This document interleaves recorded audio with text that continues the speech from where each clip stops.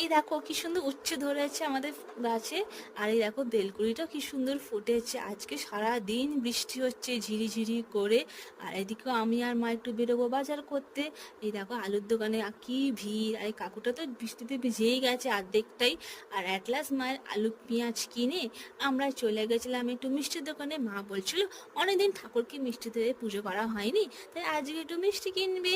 আর তারপর কিনে নিয়ে এসে ঘরে আমি একটু ব্রেকফাস্ট করে নিলাম, এই কলা দিয়ে পাউরুটি। তারপর মা স্নান করে ঠাকুর ঘরটা কি সুন্দর সাজিয়ে আজকে পুজো করেছে। তোমরা এই সুন্দর সাজানোটা দেখো।